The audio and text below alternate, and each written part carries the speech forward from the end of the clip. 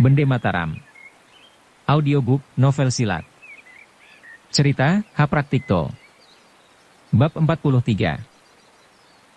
Kegemparan lantas saja terjadi. Seorang laki-laki berperawakan kurus jangkung, berambut putih dan bermuka kusut tiba-tiba meloncat memasuki gelanggang. Dengan menggapai semua pasukan yang beroyokan mengundurkan diri, ia memberi aba-aba maju. Kemudian menghadang Ki Hajar Karangpandan seraya membentak. "Bedebah! Pendeta dari mana sampai keluyuran kemari? Apa sudah bosan hidup?" Ki Hajar Karangpandan tidak menggubrisnya. Segera ia bergerak lincah hendak menguji pemimpin prajurit itu. Dia menyangka pemimpin prajurit itu paling-paling hanya pandai menggembala orang. Tak tahunya, dia sebenarnya adalah Cocak Hijau pendekar dari Gresik yang berasal dari Sulawesi. Begitulah, secepat kilat mereka telah mengadu tinju. Dahsyat akibatnya. Bentrokan tangan mereka menerbitkan suara gemeretak. Dan masing-masing tergetar mundur 3 langkah. Ki Hajar Karangpandan terkejut dan heran sehingga ia berkata dalam hati, "Hai, kenapa di sini muncul seorang begini perkasa? Siapa dia?" Selagi Ki Hajar Karangpandan keheran-heranan, Cocak Hijau pun kaget bukan kepalang. Dia selamanya seorang yang percaya penuh pada kekuatan diri sendiri. Selama berada di Jawa Timur belum pernah ia menemukan tandingan seimbang kecuali melawan Manyar Sewu. Di luar dugaannya pada pagi hari itu ia menemukan lawan berbahaya. Tetapi dia memang seorang yang berhati panas. Begitu ia merasakan tenaga getaran musuh yang kuat, ia segera mengerahkan tenaga tambahan. Sebaliknya Ki Hajar Karangpandan bukan pula makanan empuk baginya. Dia seorang pendekar yang sudah banyak makan garam. Sekarang ia bergerak dengan hati-hati dan tak berani menyerang dengan sembarangan. Dengan sabar ia melayani Cocak Hijau yang berdarah panas. Di tempat lain Ki Tunjung Biru menghadapi Manyar Sewu pendekar dari Ponorogo. Manyar Sewu adalah rekan Cocak Hijau yang lebih berpikir dan bertindak hati-hati. Tak berani dia berlaku ceroboh menghadapi lawan. Tetapi Ki Tunjung Biru seorang pahlawan dari Banten yang pernah mengadu kekuatan melawan Ki Hajar Karangpandan selama 5 hari 5 malam. Ia seorang pendekar sakti yang pandai menguasai diri. Sehabis perang Banten, ia berkeliling menyusup-nyusup tak pernah menampakkan diri di tengah percaturan hidup. Ini adalah suatu latihan penguasaan diri yang bagus baginya. Di samping itu, ia pernah menghisap getah pohon Dewadaru yang mempunyai tenaga sakti. Bertahun-tahun tenaga sakti itu tersekap di dalam dirinya. Tenaganya makin lama makin menjadi dahsyat, karena selama berkelana tak pernah melalaikan latihan. Itulah sebabnya pula, begitu ia melihat lawannya yang bertempur dengan sabar dan hati-hati, segera dia dapat mengimbangi. Pikirnya, aku ingin tahu sampai berapa hari ia bertahan bertempur dengan cara begini. Dengan demikian kedua orang itu telah menemukan lawannya yang seimbang. Masing-masing tak berani lagi berlaku sembrono. Tenaga pukulannya makin lama makin menjadi tajam dan menerbitkan kesiur angin. Potong, tiba-tiba Ki Hajar Karangpandan berteriak nyaring. "Kamu pun rupanya menumbuk batu. Hayo kita berlomba lagi, siapa di antara kita yang bisa mengganyang lawan lebih dahulu."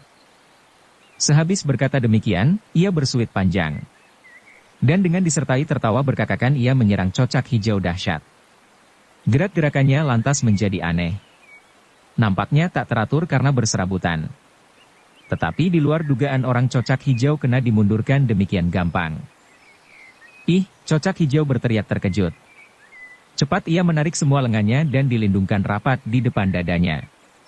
Tetapi Ki Hajar Karangpandan seorang pendekar yang sudah berpengalaman. Sebat luar biasa ia mendesak musuh dan menurunkan tinjunya yang terkenal dahsyat mengarah pelipis. Cocak Hijau kena ditipunya. Orang itu dengan gugup memalingkan muka. Tak tahunya, siku Ki Hajar Karangpandan menyodok pinggang. Cocak Hijau kaget bukan kepalang. Cepat ia menjejak tanah dan melompat mundur dengan berjungkir balik. Ketika kakinya telah berdiri tegak di atas tanah, ia segera melolos senjata simpanannya berupa cempuling bercabang 3. Cocak Hijau sadar, kalau dia tak bisa menandingi pendeta itu dengan bertangan kosong. Maka begitu ia memperoleh kesempatan, segera dia menyerang kembali dengan jurus-jurus ajaran Bugis. Orang-orang yang pernah mendengar kabar kesaktian pendekar Gresik itu, heran melihat dia bersenjata. Menurut kabar, belum pernah sekali juga Cocak Hijau melayani musuhnya dengan menggunakan senjata. Itulah suatu tanda, kalau lawannya kali ini bukan sembarang orang. Sebaliknya Ki Hajar Karangpandan tetap mengimbangi lawannya dengan bertangan kosong. Melihat caranya melayani lawan, bisa ia merobohkan dengan cepat dan mudah. Tetapi dia seolah-olah enggan berbuat begitu, ia selalu mengelak gesit dengan sekali-kali melancarkan serangan mendadak. Agaknya ia mau merampas senjata lawan, agar kemenangannya mempunyai mutu lain. "Hai Otong pendekar busuk," serunya, "apakah kamu sudah bisa mengencingi musuhmu?" Ki Tunjung Biru tidak menjawab. Dia hanya memperdengarkan suara tertawanya tajam menusuk. Dan tahulah Ki Hajar Karangpandan, bahwa rekannya telah memasuki babak penghabisan untuk menentukan gempuran kemenangan terakhir. Memperoleh kesan itu, lantas saja ia memperhebat tekanan. Ia meludahi Cocak Hijau, sehingga pendekar Gresik itu memaki-maki kalang kabut. Bentaknya, "Sebenarnya kamu pendeta edan dari mana?" Sudahlah menjadi tabiat Ki Hajar Karangpandan, apabila musuhnya mulai menilai dirinya, lantas saja dia menjadi edan-edanan. Dengan tertawa mendongak berbareng meludahi udara, ia menjawab, "Kamu binatang sekurus cacing, apa ada harganya mengenal namaku? Aku datang dari Udik. Dari Padepokan Karangpandan. Namaku Ki Hajar Karangpandan." "Nih, kamu monyet dari mana sampai mau menjadi begundal seorang ingat?" "Bangsat," maki Cocak Hijau. "Jadi kamu yang bernama Ki Hajar Karangpandan?" "Iya, kau mau apa?" Cocak Hijau benar-benar keripuhan. Mau dia mundur, mendadak saja sesosok bayangan berkelebat dan menangkis serangan Ki Hajar Karangpandan. "Bagus." Cocak Hijau tertawa. "Kemarin kami telah melukai seorang pendeta edan dari Gunung Lawu. Jadi dia pun kakak seperguruanmu?" Ki Hajar Karangpandan terkejut. Bertanya, "Siapa?" Dengusnya. "Bagaimana bisa kamu memperbudak Cocak Hijau agar menyebut nama itu?" Bagus. Bagus. "Siapa yang memaksamu buat mengabarkan nama kakak seperguruanku? Hari ini aku sudah mendengar namamu. Nah, biar pula hari ini aku mengubur namamu." Dia lantas menyerang dahsyat. Cempuling Cocak Hijau yang menyambar-nyambar berdesingan, tak dihiraukan. Dengan suatu gerakan sebat, ia mendesak dan terus mendesak. Tiba-tiba merangsek dengan suatu kecepatan yang susah dilukiskan. Cocak Hijau benar-benar keripuhan. Mau dia mundur, mendadak saja sesosok bayangan berkelebat dan menangkis serangan Ki Hajar Karangpandan. Tatkala dia menoleh, ia heran. Karena yang membantu padanya ialah Sang Dewa Resi. Sang Dewa Resi sesungguhnya bermusuhan dengan Ki Hajar Karangpandan semenjak 2-13 tahun yang lalu, sewaktu rombongan Banyumas sedang mengawal kedua pusaka sakti Pangeran Semono. Semalam, tatkala hendak berdebat dengan Pangeran Bumi Gede perkara senjata sakti itu, ia telah minta keterangan pula tentang Ki Hajar Karangpandan. Keruan saja, begitu ia mendengar lawan Cocak Hijau memperkenalkan namanya, terbangunlah ingatannya. Inilah namanya pucuk dicinta ulam tiba. Serentak ia menjejak tanah dan melesat memasuki gelanggang. Datangnya bertepatan tatkala Cocak Hijau akan mendapat bahaya. Ki Hajar Karangpandan terkejut. Tetapi ia tak menjadi gugup. Dia hanya heran, mengapa di pagi hari itu ia bertemu dengan tokoh-tokoh pendekar yang tak boleh dipandang enteng. Dan belum lagi ia memperoleh jawaban, datanglah lagi seorang pendekar lain. Dialah Glatik Biru, pendekar kenamaan dari Banyuwangi. Sang Dewa Resi terkejut. Glatik Biru pun tak kurang-kurang kagetnya. Mereka berdua dengan serentak menurunkan sabetan tangannya hendak memotong pergelangan tangan. Ki Hajar Karangpandan takkan bisa diperlakukan demikian. Gesit ia menarik cengkramannya dan menyodokkan tinju kirinya. Dengan demikian, ketiga orang itu lantas saja mengadu tenaga. Ketiga-tiganya mundur 3 langkah dan merasakan tangannya panas dan bergetar. Sekarang Ki Hajar Karangpandan insaf, kalau ketiga lawannya tak boleh dipandang enteng. Tatkala melihat Sang Dewa Resi telah menggenggam bindi, gada besi, dan Glatik Biru tiba-tiba melolos golok, cepat ia menarik pedangnya. Kemudian dengan sekali tetak ia menikam pergelangan tangan. Sang Dewa Resi menarik tangannya. Tak tahunya, tikaman Ki Hajar Karangpandan itu masih mempunyai ekornya. Tiba-tiba saja ujungnya meluncur ke arah dada Glatik Biru. Berbaring dengan elakannya mendadak pula Ki Hajar Karangpandan menikam dengan jurus lain ke arah betis Cocak Hijau. Dengan begitu ia melayani 3 orang dengan 1 kali gerak. Inilah cara suatu perlawanan yang aneh dan mengagumkan. Ki Tunjung Biru yang mengadu kekuatan tak jauh dari Ki Hajar Karangpandan mengalami pengeroyokan pula. Tadinya ia sudah berhasil menghajar Manyar Sewu Kalangkabut. Ia sudah yakin kalau akan memenangkan perlombaan. Tak tahunya tiba-tiba datanglah dua orang pendekar sakti yang lain. Mereka adalah Abdurasim pendekar dari Madura dan Saung Rana pendekar dari Surabaya. Dua orang pendekar itu lantas saja merangsek dengan melancarkan serangan-serangan berbahaya. Ki Tunjung Biru heran. Celaka! Rupanya mereka akan menghabiskan tenagaku dahulu. Kemudian mengadakan pengkerubutan bersama. Baik. Akan kucoba sampai di mana kekuatan mereka, pikirnya. Mendapat pikiran demikian, ia segera mengerahkan tenaga. Kemudian menggempur mereka bertiga dengan berbareng. Hasilnya mengejutkan lawannya belaka. Mereka tak pernah menduga kalau lawannya ini memiliki tenaga sakti getah pohon Dewa Daru yang dahsyat. Itulah sebabnya, begitu mereka kena gempuran, serentak terpental 7 langkah seperti layang-layang putus. Di tengah kesibukan itu, berdirilah 6 orang yang mempunyai perhatian masing-masing yang jauh berbeda. Yakni, Pangeran Bumi Gede, Sanjaya, Yuyu Rumpung, Wayan Swage, Sangaji dan Nuraini. Pangeran Bumi Gede tetap bercokol di atas pelana kudanya. Pandangnya tajam dan tak pernah beralih daripada pertarungan antara para pendekar melawan Ki Hajar Karangpandan dan Ki Tunjung Biru. Dia nampak selalu menggosok-gosok tongkatnya. Suatu tanda bahwa dalam hatinya timbul suatu keputusan yang menentukan. Dia adalah seorang pangeran yang bisa bertindak cermat dan hati-hati jika mempunyai maksud dan tujuan. Tetapi pada suatu kali mendadak saja bisa pula berlaku kejam luar biasa. Waktu itu ia memberi isyarat kepada beberapa tamu undangan dan kepala pasukan. Kepada tetamu undangan ia minta bantuan agar melibat kedua orang sakti yang muncul dengan tiba-tiba. Dengan begitu kedua orang itu akan terlibat dalam suatu kesibukan yang tak gampang-gampang dapat membebaskan diri. Sedangkan kepada kepala pasukan ia memberi perintah rahasia agar menangkap Wayan Swage hidup atau mati. Bagi dia adalah suatu aib belaka, bahwasanya selirnya bisa digerumut orang. Dia sama sekali tak menyangka, kalau orang yang memasuki kamar selirnya sebenarnya adalah suaminya yang dahulu sengaja direnggutkan daripadanya. Sanjaya berpikir lain. Masih saja ia berpenasaran terhadap si buntung yang mengejutkan hati ibunya dan membingungkan hatinya sendiri pula. Masa orang seburuk itu adalah ayah kandungnya? Benar, ibunya belum berkata dengan terus terang, tetapi melihat kesan-kesan ibunya dan kata-kata Sangaji ia jadi berbimbang-bimbang. Kemudian ia merasa dirinya lagi dipermain-mainkan orang. Karena itu timbullah amarahnya. Ia ingin menghajar si buntung dan si bocah edan sekaligus di hadapan ayahnya. Setelah itu ia memperoleh alasan kuat untuk menawan mereka. Dengan begitu, ia tak usah lagi berkhawatir terhadap gurunya yang ditakuti dan disegani. Karena ia terlalu terlibat pada soal itu, sama sekali ia tak mengetahui bahwa orang yang ditakuti itu berada di depan matanya. Yuyu Rumpung mempunyai perhatian lain lagi. Si botak itu masih mendongkol terhadap Sangaji. Semalam ia kena digigit kuat-kuat oleh si bocah sehingga meninggalkan bekas dalam. Hatinya menaruh dendam. Pagi ini di luar dugaannya, ia melihat si bocah berdiri di tengah lapangan yang semalam telah bisa kabur melompati dinding.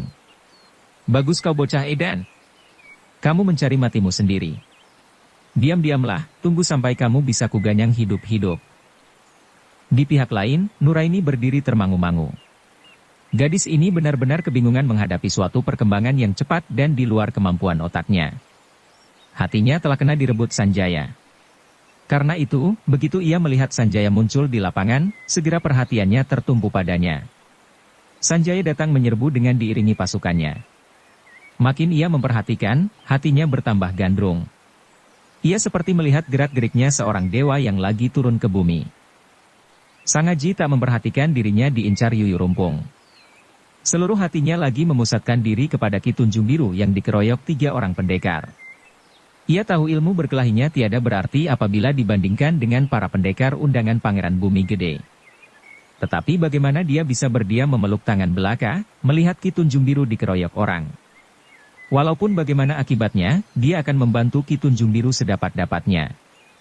Tetapi sebelum dia maju membantu orang yang dipujanya, tiba-tiba ia melihat sesosok bayangan berkelebat cepat lewat di depannya. Sebentar ia mengalihkan pandang, maka ia melihat Wayan Swage tiba-tiba merangsek lawan-lawan Ki Hajar Karangpandan. Sesungguhnya, semenjak ia melihat Ki Hajar Karangpandan dikerubut 3 orang, hatinya jadi gelisah luar biasa. 2 kali ia merasa dilindungi pendeta itu. Yang pertama terjadi pada 2-13 tahun yang lalu, tatkala dia dan almarhum sahabatnya dikerubut orang-orang dari Banyumas.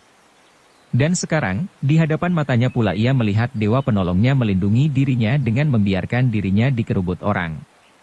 Sebagai seorang yang berjiwa kesatria, tak dapat ia menyusahkan orang semata-mata karena dirinya. Maka dengan tombak yang melengket di lengan kanannya ia menusuk sang Dewa Resi. Ki Hajar Karangpandan terkejut. Gugup ia mencegah, "Saudara Wayan Suwage, jangan maju. Tak bisa kamu menandingi dia." Tetapi seruan itu kasep. Sebat luar biasa sang Dewa Resi menyapu gagang tombak Wayan Suwage sehingga patah menjadi 2. Kemudian dengan tangan kirinya ia menyodok iga-iga Wayan Suwage sehingga roboh terguling. Pada saat itu, mendadak terdengarlah derap kuda dengan disertai sorak-sorai. Pangeran Bumi Gede ternyata berotak tajam. Begitu ia melihat para pendekar mau membantu dirinya untuk melibat Ki Hajar Karangpandan dan Ki Tunjung Biru, lantas saja ia mengarah kepada Wayan Suwage. Cepat luar biasa kudanya telah sampai di depan Wayan Suwage yang sudah roboh terguling. Tetapi tatkala tangannya hendak menyambar, sekonyong-konyong melesatlah sebatang pedang memotong pergelangan tangannya. Buru-buru ia menarik tangannya dan menoleh selintasan. Dan nampaklah seorang gadis berdiri tegak tak jauh daripadanya. Segera gadis itu dikepung pasukannya. Tetapi seorang pemuda yang nampaknya ketolol-tololan maju membobol kepungan. Dialah Sangaji yang mengulurkan tangan membantu Nuraini. Dengan segenap tenaga ia mengamuk dan berhasil melemparkan 4 orang prajurit sekaligus. Kemudian dengan bersenjata sebatang pedang pula, ia menikam ke kiri ke kanan untuk menggebu lawannya. Pasukan yang mengepung lantas saja bubar berderai. Untung pada saat itu, Sanjaya datang menolong. Dengan segera keadaan jadi jatuh sebaliknya. Sangaji kena didesaknya, sedangkan Nuraini lantas saja berdiri tegak tidak mau membantu. Melihat Sangaji dalam keadaan bahaya, Ki Tunjung Biru berusaha melindungi. Tetapi berkali-kali ia gagal mencoba membebaskan diri dari pengeroyokan. Maklumlah, lawan-lawannya adalah pendekar-pendekar sakti semua. Mereka tak gampang-gampang bisa dimundurkan. Andai kata Ki Tunjung Biru bisa melukai, belum tentu lantas menyerah. "Jangan khawatir, anakku. Aku datang," tiba-tiba terdengar suatu suara. Dalam keadaan terdesak, masih sempat Sangaji menoleh. Serentak ia akan bersorak gembira, karena yang datang ialah kedua gurunya, Jaga Saradenta dan Wirapati. Seperti diketahui, mereka berpisah dengan Sangaji semenjak di perbatasan Cirebon. Mereka berdua hendak menyelidiki suatu keadaan yang mencurigakan. Maka sampailah mereka di Pekalongan setelah berhasil menghambat perjalanan anak buah sang Dewa Resi di sepanjang jalan. Demikianlah, ketika melihat muridnya dikepung orang, segera mereka mengerti akan bahaya. Tanpa mencari penjelasan dahulu, lantas saja mereka menyerbukan diri. Karuan saja, kedatangan mereka berdua adalah laksana badai di tengah alam sunyi. Para prajurit yang mengepung Sangaji kena dilemparkan seorang demi seorang yang roboh pingsan bergulingan. "Jangan hiraukan aku," teriak Sangaji nyaring. "Tolonglah dahulu Ki Tunjung Biru dan dia." Jaga Saradenta dan Wirapati segera mengalihkan pandang. Mendadak mereka melihat dan mengenal Ki Hajar Karangpandan. Serentak mereka berteriak, "Hai orang edan! Kau pun berada di sini?" Ki Hajar Karangpandan menoleh. Tatkala melihat mereka berdua, tiba-tiba saja dia tertawa mengguruh seperti laku orang edan benar-benar. Sambil bersuit lantas ia meloncat menghampiri mereka. Sudah barang tentu pendekar yang mengeroyoknya segera memburunya. Tetapi kini mereka menghadapi 3 orang tangguh. Maka pertempuran jadi seimbang. Syahdan, waktu itu Sanjaya lagi memusatkan perhatian terhadap lawannya. Mendadak ia mendengar suara tertawa gurunya. Ia menoleh dan heran melihat gurunya dikeroyok para tetamu undangan. Segera ia melompat mundur, sambil berteriak, "Semua berhenti! Semua orang berhenti! Berhenti!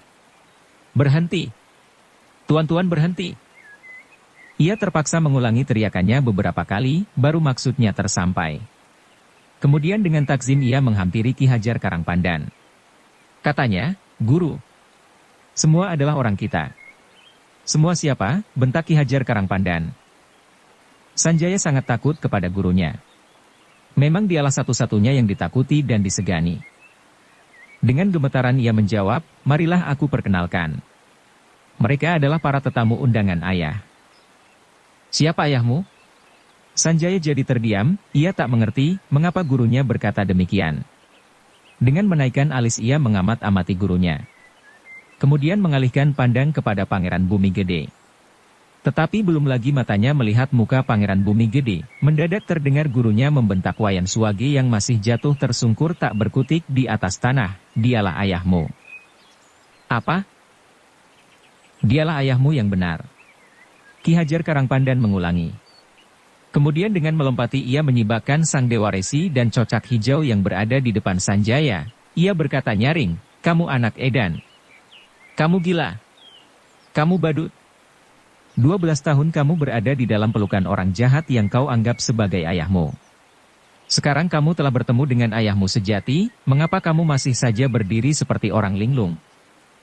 Sanjaya sesungguhnya telah mendapat kesan aneh terhadap ibunya. Dia pun terhenyak pula ketika mendengar ucapan Sang Aji sewaktu hendak membentur Wayan Suwage. Walaupun dia belum percaya penuh, namun mengganggu pula hatinya. Kini ia mendengar ujar gurunya yang ditakuti dan disegani. Walaupun gurunya itu terkenal sebagai seorang pendeta yang kadang-kadang menunjukkan tingkah laku kurang waras, tetapi setiap katanya bisa dipercayai. Tanpa merasa ia menoleh ke arah Wayan Suwage yang terbaring di atas tanah. Alangkah hina kesan orang itu. Ia menggeletak di atas tanah seperti pesakitan. Pakaiannya kotor, raut mukanya penuh kisut dan kakinya buntung sebelah.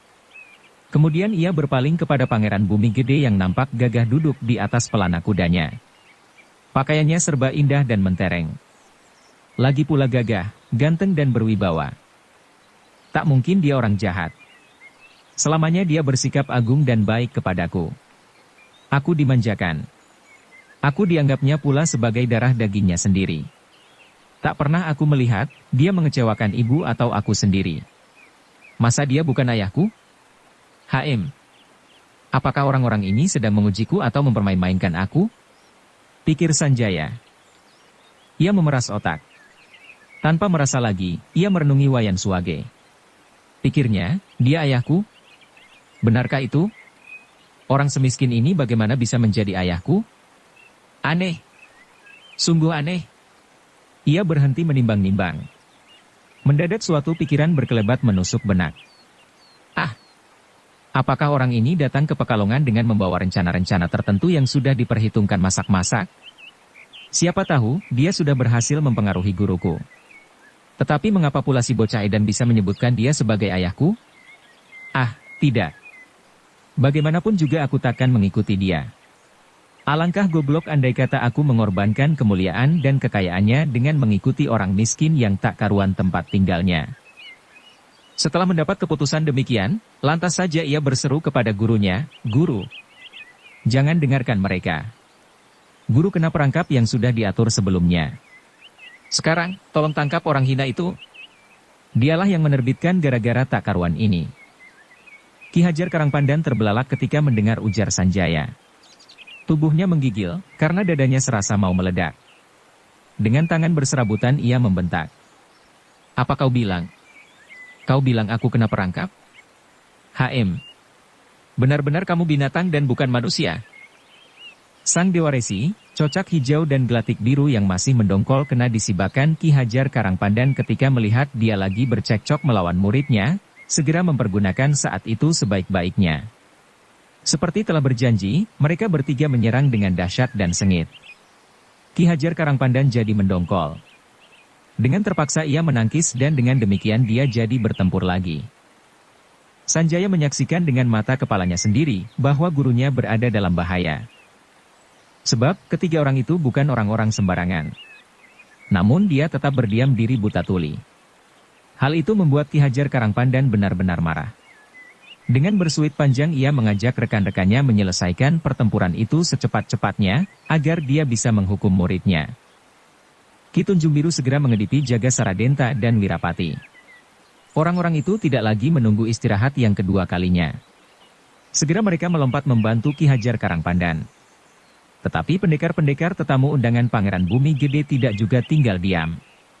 Meskipun mereka bukan sekutu sang Dewa Resi, Cocak Hijau atau Gelatik Biru, namun mereka merasa diri menjadi kawan sepihak. Mereka terus saja merangsek bersama. Sudah barang tentu, Ki Hajar Karangpandan, Ki Tunjung Biru, Jaga Saradenta dan Wirapati agak repot melayani mereka. Karena jumlah mereka jauh lebih banyak. Sedangkan tenaga Sangaji atau Nuraini bagaimana bisa diharapkan? Mereka berdua seolah-olah bocah yang belum pandai beringus jika dibandingkan dengan kegagahan para pendekar. Sanjaya waktu itu tetap berdiam tegak di tempatnya. Meskipun ia tak senang melihat sikap gurunya, tetapi hatinya kecut. Maklumlah, dia sangat takut kepada gurunya yang bisa berlaku edan-edanan. Maka begitu ia melihat gurunya kerepotan dikerubut para pendekar, diam-diam ia berdoa mudah-mudahan gurunya bisa dibinasakan. Dengan demikian soal yang menggelisahkan itu akan padam tanpa ekor lagi. Tak lama kemudian Ki Hajar Karangpandan benar-benar kena desak. Lengannya kena dilukai sang Dewa Resi. Tetapi ia tak gentar. Dengan memutar pedangnya ia menyabet kalang kabut.